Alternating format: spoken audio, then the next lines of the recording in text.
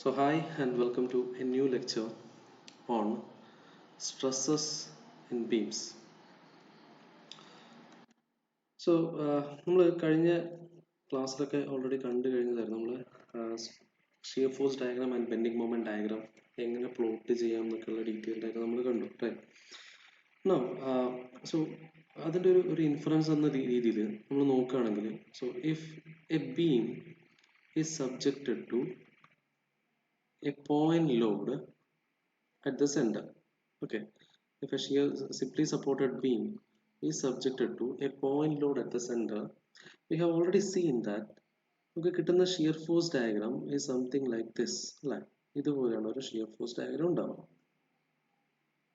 Similarly, so that means ഇവിടെ ഒരു finite shear force ഉണ്ട്. Similarly, ഇവിടെ ഒരു finite shear force ഉണ്ട്. For example, if the load is W, your shear force is equal to W by 2. Right അതുപോലെ തന്നെ അവിടെ ബെൻഡിങ് മൊമെന്റ് ഡയഗ്രാം പ്ലോട്ട് ചെയ്യുകയാണെങ്കിൽ നമുക്കൊരു ഫൈനൈറ്റ് ബെൻഡിങ് മൊമെന്റും കിട്ടും റൈറ്റ് ഇതുപോലെ ഒരു ബെൻഡിങ് മൊമെന്റ് ഉണ്ടാവും and maximum is at the centre right W L by 4 is the value right A and B right അപ്പോൾ ഇതിൽ നമ്മൾ മനസ്സിലാക്കേണ്ട കാര്യം so whenever you are applying a load on a beam okay ഒരു സെന്ററിൽ ഒരു load apply ചെയ്യുമ്പോൾ അല്ലെങ്കിൽ വേറെ ഏതെങ്കിലും കേസിൽ നമ്മളൊരു മെറ്റീരിയലിന്റെ മുകളിൽ ലോഡ് അപ്ലൈ ചെയ്യുമ്പോൾ ട്രാൻസ്ഫേഴ്സ് ലോഡ് അപ്ലൈ ചെയ്യുമ്പോൾ so we are getting for example let us consider this point okay ഒരു പെർട്ടിക്കുലർ പോയിന്റ് എടുക്കാം let point B P okay so അതേ പോയിന്റിൽ എന്തൊക്കെയുണ്ട് there is A finite shear force okay there is A finite shear force similarly at the point there is A finite bending moment so നമ്മളൊരു ഒബ്ജക്റ്റിൽ ഒരു ബോഡിയിൽ when you are applying a load എന്തൊക്കെ കിട്ടും നമുക്ക് that load producers എന്തൊക്കെ it produce a shear force and a bending moment okay now this shear force actually produces shearing force അതിൻ്റെ അകത്ത് വരുമ്പോൾ ഷിയറിംഗ് എന്ന് പറയുമ്പോൾ തന്നെ ഈ ഒരു ഷിയറിംഗ് ഫോഴ്സ് കൊണ്ട് if the body is weak okay ഈ മെറ്റീരിയൽ വീക്ക് ആണെങ്കിൽ there is a tendency for this one to break in to two pieces അല്ലെ രണ്ട് പീസായിട്ട് അത് രണ്ട് കട്ടായി പോകാനുള്ള ഒരു ടെൻഡൻസിയാണ് അതിലുണ്ടാവുക okay shear force is greater ആ ഒരു ഷിയർ ഫോഴ്സിനെ മെറ്റീരിയൽ താങ്ങാൻ കഴിയില്ല എങ്കിൽ it will break okay so the shear force throughout same ആണ് so anywhere you can expect that okay now അപ്പോൾ ഈ ഒരു ഷിയറിംഗ് ഫോഴ്സിനെ റെസിസ്റ്റ് ചെയ്യാൻ വേണ്ടിയിട്ട് മെറ്റീരിയൽ ഇപ്പോൾ നമ്മൾ എന്തൊരു ഫോഴ്സ് വരുമ്പോഴും tendency of a body is to resist that action that external action right അപ്പോൾ എന്ത് ചെയ്യുന്നത് വെച്ചാൽ ഈ ഒരു ഷിയറിംഗ് ഫോഴ്സ് നമ്മൾ ബോഡിയിൽ അപ്ലൈ ചെയ്യുമ്പോൾ the body actually tends to resist അല്ലെ and that therefore it produces shear stresses okay so due to this shearing force നമുക്ക് എന്ത് കിട്ടും you will get a shearing stress now similarly bending moment എന്ത് ചെയ്യുന്നു വെച്ചാൽ to resist this bending moment the body develops bending stresses right it produces bending stresses okay so അത് maximum ഉണ്ടാവുന്നത് എവിടെയാണോ bending moment maximum ഉണ്ടാവുക അവിടെയാണ് bending stress maximum കിട്ടുക അത് എന്തുകൊണ്ട് എന്നുള്ള മാത്തമാറ്റിക്കൽ പ്രൂഫ് നമ്മൾ നോക്കും ഓക്കെ കമ്മിങ് ലെക്ചേഴ്സിൽ നമ്മളത് ഡീറ്റെയിൽ ആയിട്ട് നോക്കും right okay so it produces a bending stress okay so നമ്മളൊരു ഒബ്ജക്റ്റിൽ നമ്മളൊരു ഇൻട്രസ്റ്റിംഗ് ആയിട്ടുള്ള ഒരു കാര്യം എന്ന് വെച്ചാൽ നമ്മളിവിടെ അപ്ലൈ ചെയ്യുന്ന ലോഡ് വെർട്ടിക്കൽ ലോഡ് ആകുമ്പോഴും അതിൽ ഒരു ഷിയറിംഗ് ഫോഴ്സ് ഉണ്ടാവുന്നുണ്ട് അതിലൊരു ബെൻഡിങ് മൊമെന്റ് ഉണ്ടാവുന്നുണ്ട് ഓക്കെ നമുക്കൊരു ഇൻട്രസ്റ്റിംഗ് ആയിട്ടുള്ള ഒരു പിന്നെ ആക്ടിവിറ്റി നമുക്ക് വേണമെങ്കിൽ ചെയ്ത് നോക്കാവുന്നേ ഉള്ളൂ എന്ന് വെച്ചാൽ നമുക്ക് കുറച്ച് പിന്നെ നമ്മൾ സാധാരണ പറഞ്ഞ സ്കെയിൽ അല്ലെങ്കിൽ ruler okay number of rulers നമുക്ക് ഇതേപോലെ സ്റ്റോക്ക് ചെയ്ത് വെക്കുകയാണെങ്കിൽ ഓക്കെ 1 by 1 ആയിട്ട് നമുക്ക് ഇതേപോലെ ഒരു നമ്പർ ഓഫ് റൂളേഴ്സ് കളക്ട് ചെയ്തിട്ട് നമുക്ക് ഇതേപോലെ സ്റ്റോക്ക് ചെയ്ത് വെക്കുകയാണെങ്കിൽ ആൻഡ് അതിലൊരു ബോട്ടത്തിൽ രണ്ട് സപ്പോർട്ടും കൂടെ കൊടുക്കുകയാണെന്ന് വിചാരിക്കാം ഓക്കെ രണ്ട് സപ്പോർട്ടിൽ സെൻട്രൽ നമ്പർ ഓഫ് ഇത് വെച്ചെന്ന് വിചാരിക്കാം ആൻഡ് നമ്മൾ ഇതിന്റെ മുകളിൽ if you are applying a load okay ഒരു വെർട്ടിക്കൽ ലോഡ് ഞാൻ ഇതിന്റെ മുകളിൽ അപ്ലൈ ആണ് ഓക്കെ ഫോർ എക്സാമ്പിൾ ഞാൻ അതിനെ പ്രസ് ചെയ്യണമെന്ന് വിചാരിക്കാം റൈറ്റ് സോ നമുക്ക് ഇവിടെ എന്തായിരിക്കും നമുക്ക് ഇവിടുന്ന് ഒരു ഒബ്സർവേഷൻ എന്തായിരിക്കും ഒന്ന് ആലോചിച്ച് നോക്കിയാൽ ഒരുപാട് സ്കെയിലിനെ നമ്മൾ അടുക്കി വെച്ചു സെന്ററിൽ ഞാൻ ലോഡ് അപ്ലൈ ആണ് ഒന്ന് മനസ്സിൽ ഒന്ന് കണ്ടു നോക്കാവുന്നേ ഉള്ളൂ ഈ ഒരു പിക്ചർ അടുക്കി വെച്ച് രണ്ട് സപ്പോർട്ട് കൊടുത്തു സെന്ററിൽ ലോഡ് കൊടുത്തു ലോഡ് കൊടുക്കുമ്പോൾ തന്നെ നമുക്ക് കാണാൻ പറ്റുന്ന ഒരു കാര്യം എന്ന് വെച്ചാൽ ഈ number of scales this will slide out അല്ലെ സെന്റർ പോർഷനിൽ ഇതങ്ങ് സ്ലൈഡ് ചെയ്ത് ഇത് കംപ്ലീറ്റ് അങ്ങ് ഡിസ്റപ്റ്റ് ആയി പോകും റൈറ്റ് സോ ആക്ച്വലി ഇനി അതൊരു കേസ് ഇനി ഞാൻ ഈ കംപ്ലീറ്റ് സ്റ്റീൽ റൂളേഴ്സിന് സെന്ററിൽ തന്നെ അത് ഗ്ലൂ ചെയ്ത് വെച്ചു എന്ന് വിചാരിക്കാം ഓക്കെ കംപ്ലീറ്റ് ഞാൻ ഗ്ലൂ ചെയ്തിട്ട് വീണ്ടും വെക്കുകയാണ് വീണ്ടും ഞാൻ ഇതേ ലോഡ് അപ്ലൈ ആണെങ്കിൽ ഇൻസ്റ്റെഡ് ഓഫ് സ്ലിപ്പിംഗ് എന്ത് സംഭവിക്കും, ഒരു ചെറിയൊരു സ്ലൈറ്റ് ബെൻഡിങ് നമുക്ക് കാണാൻ പറ്റും. റൈറ്റ്. സോ ഇവിടെ സംഭവിക്കുന്ന കാര്യം എന്ന് വെച്ചാൽ ഇത് എന്തുകൊണ്ടാണ് സ്ലൈഡ് ചെയ്ത് പോകുന്നത്? ഇത് sliding because of the shear force. Okay, shearing force ഉള്ളതുകൊണ്ടാണ് ഇത് സ്ലൈഡ് ചെയ്യുന്നത്. എന്തുകൊണ്ട് ബെൻഡ് ആവുന്നു എന്ന് ചോദിച്ചാൽ it is bending due to the bending moment.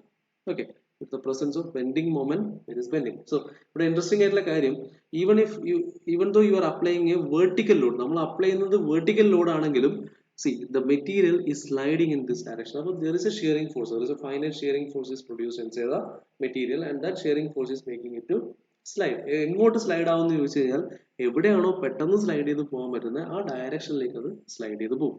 ഈ ഒരു ഡയറക്ഷനിലേക്ക് സ്ലൈഡ് ചെയ്ത് പോവില്ല, പകരം ഇതാണ് ഏറ്റവും shortest distance that will slide in that direction. That's it. Okay, and similarly അവിടെ ഒരു ബെൻഡിങ്ങും സംഭവിക്കും.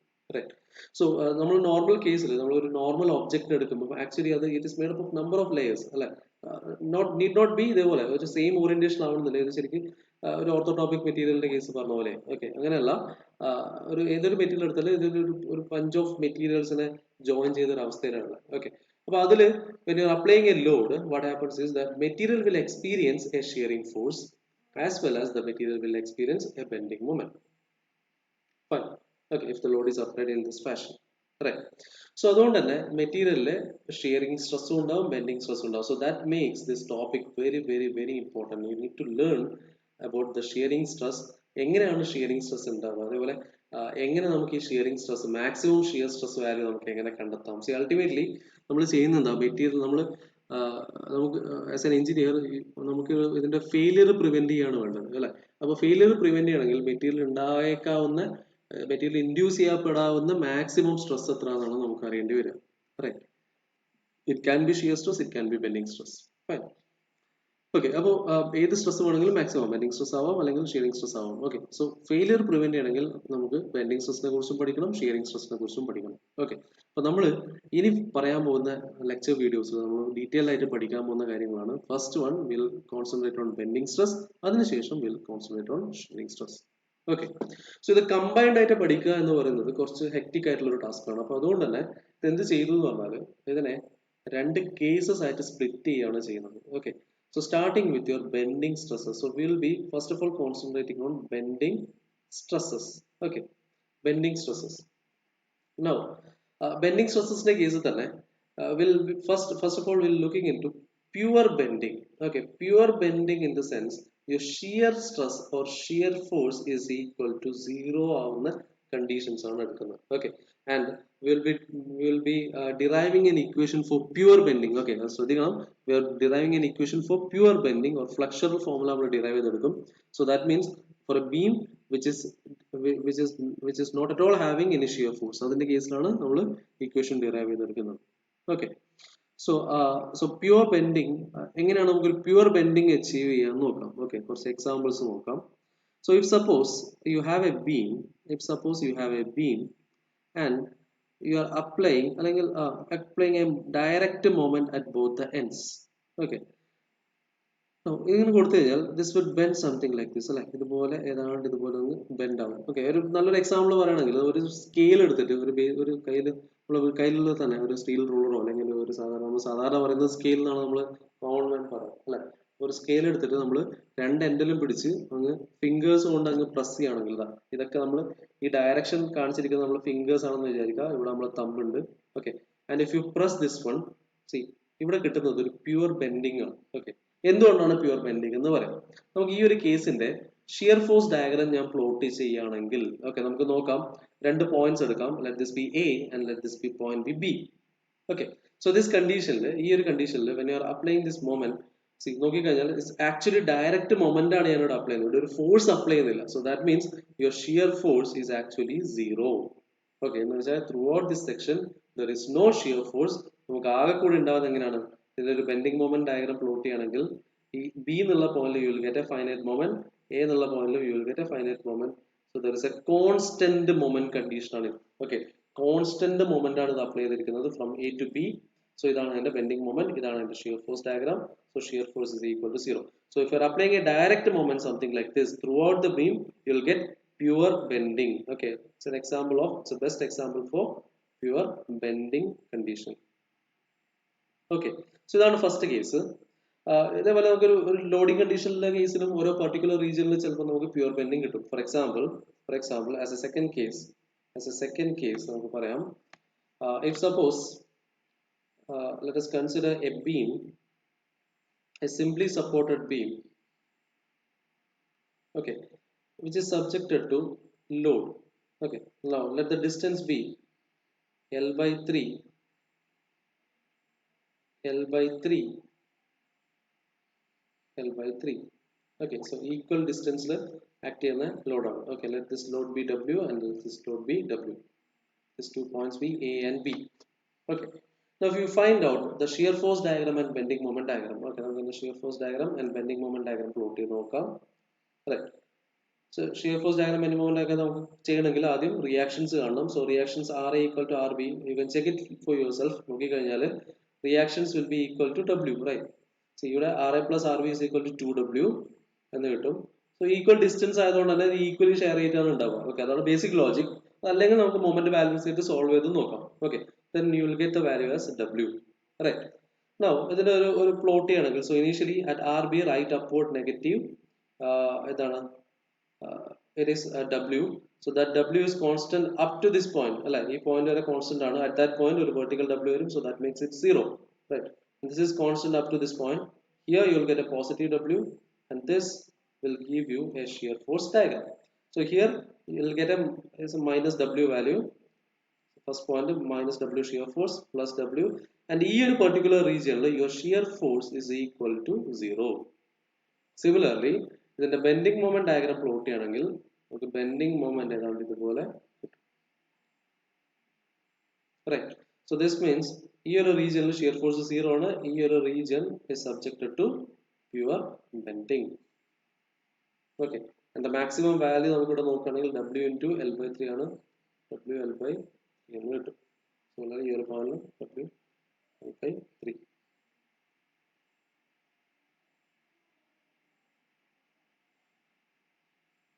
Right. Okay, അപ്പോൾ ഇതാണ് second condition for pure bending. Okay, pure bending condition. Okay, രണ്ട് എക്സാമ്പിൾസ് ആണ്. റൈറ്റ്. അപ്പോൾ നമുക്ക് ഷിയർ ഫോഴ്സിന്റെ കാര്യം കംപ്ലീറ്റ് ആയിട്ട് മറക്കാം. നമുക്ക് ഇനീഷ്യലി പ്യുവർ ബെൻഡിങ്ങിന്റെ കേസിൽ എങ്ങനെയാണ് വരിക എന്നുള്ളത് നോക്കാം. Fine. Now, so we'll go into that directly into the topic pure bending. Right. Now, suppose you have a beam and you are applying pure bending. Okay, suppose you have a beam something like this. Okay, a circular beam, and you are applying a constant moment. So what happens is it will bend, right? A constant moment m ഈ ഒരു ഡയറക്ഷനാണ് നമ്മൾ apply ചെയ്യുന്നതെങ്കിൽ ഇതിൽ നിന്ന് സംഭവിക്കുക ഇത് ഇതുപോലെ bend ആവും, റൈറ്റ്? ഓക്കെ, നമുക്കിനി ഇതിന്റെ ഓരോ ലെയർ ബൈ ലെയർ നമുക്ക് ഇത് ബെൻഡ് ചെയ്യുന്ന സമയത്ത് ഇതിൽ എന്തൊക്കെ സംഭവിക്കുന്നു എന്ന് നമ്മൾ പഠിക്കാൻ നോക്കുകയാണെങ്കിൽ, let this be the center axis.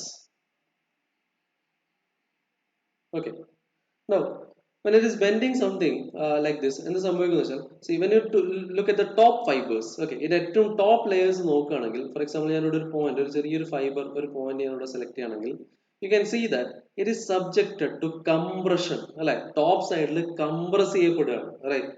Similarly, bottom side ഞാൻ എടുത്ത് നോക്കുകയാണെങ്കിൽ, this bottom side is actually subjected to tension. Okay, രണ്ട് പിടിച്ച് വലിക്കുന്ന ഒരു അവസ്ഥയാണ്. ബോട്ടം സൈഡിലാണ് ഞാൻ പിടിച്ച് കംപ്രസ് ചെയ്യുന്ന ഒരു അവസ്ഥയാണ് വരുന്നത്. Okay, so this is moving. നമുക്ക് ഈ ഒരു എൻഡിൽ നിന്ന് നമുക്ക് ഇൻവേർട്ടിലേക്ക് പോവുകയാണെങ്കിൽ ഇവിടെ ടെൻഷൻ ഉണ്ട്. ആ ടെൻഷൻ വാല്യൂ കുറഞ്ഞ് അറ്റ് സെന്റർ പോയിന്റിൽ എത്തുന്ന സമയത്ത്, കാരണം ഇവിടെ ഏറ്റവും കൂടുതൽ നമ്മളിപ്പോൾ വെറുതെ ഒരു വടി എടുത്തിട്ട് നമ്മൾ അതിനെ ഒന്നിങ്ങനെ ബെൻഡിങ് ഒരു മൊമെന്റ് കൊടുക്കുകയാണെങ്കിൽ നിങ്ങൾക്ക് നോക്കിയാൽ മതി, മൊമെന്റ് കൊടുത്ത് കൂട്ടി വരുമ്പോൾ അതിന്റെ ടോപ്പിലെ ഫസ്റ്റ് സംഭവിക്കുന്നത് വെച്ചാൽ അതിന്റെ ഏറ്റവും ടോപ്പിലുള്ള അതിന്റെ ലേയേഴ്സ് ആദ്യം അങ്ങനെ പൊട്ടി വരും, അല്ലെ? ഫോർ എക്സാമ്പിൾ ഒരു സാധാരണ ഒരു മരക്കഷ്ണം, ഒരു പച്ച മരക്കഷ്ണം എടുക്കുകയാണെങ്കിൽ, ഒരു ചെടിയുടെ തണ്ട് നമ്മൾ പൊട്ടിച്ചെടുക്കുകയാണെങ്കിൽ ആദ്യം തണ്ടിന്റെ ഔട്ടർ ലെയറിലാണ് പെട്ടെന്ന് ഒരു കട്ടിങ് വരിക. അതിനുശേഷം അടുത്ത ലെയർ പൊട്ടും. അതേ സമയത്ത് ബോട്ടം ഫൈബറിലും അതുപോലെ തന്നെ സംഭവിക്കും. കംപ്രസായി ഇവിടെ ചെറുതായിട്ട് പൊട്ടി വരും. അങ്ങനെ then that moves towards the center. അങ്ങനെയാണ് ഇത് ബ്രേക്ക് ആയി വരിക, റൈറ്റ്? So similarly, ഇതിന്റെ ഒരു എഫക്ട് നോക്കിക്കഴിഞ്ഞാൽ ഇവിടെ മാക്സിമം ടെൻഷൻ ഉണ്ടാവും and the tension decreases as we go towards the centre. Okay, and finally നമ്മൾ സെന്ററിൽ എത്തുന്ന ഒരു ടൈമിൽ, ഓക്കെ, സെന്റർ പോയിന്റിൽ എത്തുമ്പോൾ your your stress is almost equal to, or it is actually equal to, that becomes equal to 0. Okay, ഇതൊരു ഒരു ഒരു സിമെട്രിക് സെക്ഷൻ ആയതുകൊണ്ട് തന്നെ centre point actually along the centroid തന്നെ ആയിരിക്കും centre point. Along the centroid the stress value will be equal to 0. Okay, and this axis is called the neutral axis. Okay, stress 0 ആവുന്ന axis ആണ് നമ്മൾ പറയാ neutral, sorry, this is neutral layer. ഇതിന്റെ side view when you look at it, okay, in the side view എടുത്തു കഴിഞ്ഞാൽ then that is called the neutral axis. Okay, centre പോയിന്റിൽ it is devoid of any stress. ആ ഒരു സെന്ററിൽ free ആയിരിക്കും. Top fibre will be subject to compression, bottom fibre will be subject to tension. ഒരു clear cut, ഒരു കുറച്ചുകൂടെ clarifying ആയിട്ടുള്ള ഒരു ഇമേജ് നമുക്ക് നോക്കാം. സി, ഏതാണ്ട് ഇതുപോലെ ഉണ്ടാവും. So for the sagging moment condition, okay, when a moment is applied like this, for a sagging moment condition, what happens is your top fibers undergoes compression, bottom fibers undergoes tension, and center fiber, it is free of tension or compression, and that fiber is called a neutral layer. And the side view you can see neutral axis. Okay, now similarly for a hogging moment condition, what happens is bottom layer ലാണ് compression ഉണ്ടാവുക, top layer tension ആയിരിക്കും. As usual, neutral fiber it is free of any tension or compression, or your stress effect is 0 at the neutral fiber, and this represents your neutral axis. Okay, it is a case for a hogging moment. Right, so ഇത്രയും basic കാര്യങ്ങൾ base ചെയ്തിട്ട് നമുക്ക് bending a fluxional formula derivation-ലേക്ക് പോവാം. There are certain assumptions, we'll look into the assumptions and then we'll go to the derivation part. Okay, so thank you. So അടുത്ത video കൂടെ കാണാം. അടുത്ത video നമുക്ക് ഡീറ്റെയിൽ ആയിട്ട് എങ്ങനെ കാണണം എന്നുള്ളതിനെ കുറിച്ച് പറഞ്ഞിട്ടുണ്ട്. Okay, so thank you.